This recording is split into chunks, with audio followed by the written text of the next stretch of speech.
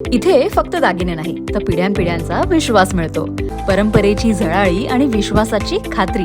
Kailas अडगावकर jewellers, Datta मंदिर bus stop, Nashik road.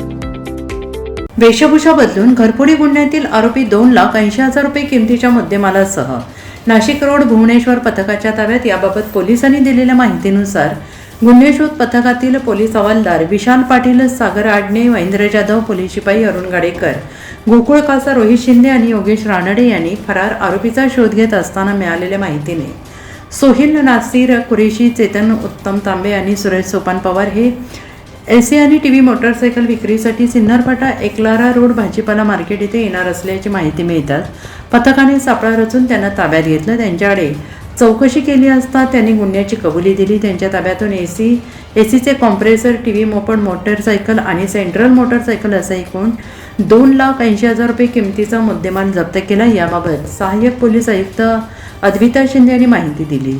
Nashik police शहर आयुक्तालय येथे माननीय CP सर संदीपजी कर्णिक यांच्या मार्गदर्शनाखाली पाहिजे फरारची मोहीम गेल्या काही महिन्यांपासून चालू आहे.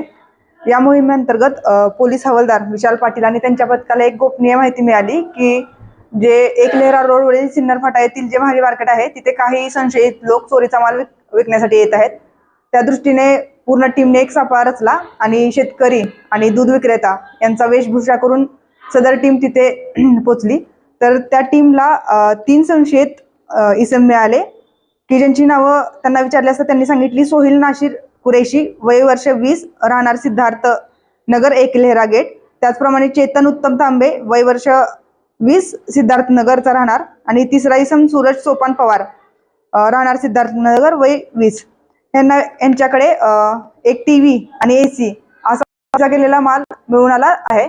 सदर गुन्ह्यामध्ये एकूण एक AC, एक LG कंपनीचा टीव्ही आणि 2 मोटरसायकल असा टोटल 2,80,000चा मुद्देमाल जप्त आहे आणि पुढील तपास चालू आहे.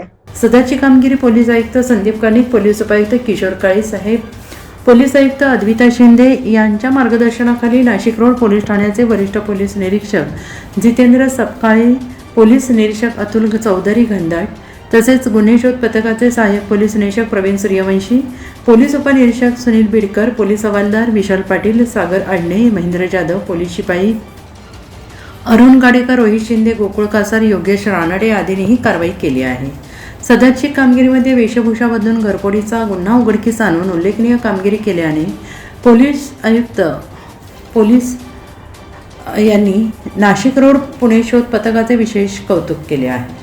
NCN news Nashik.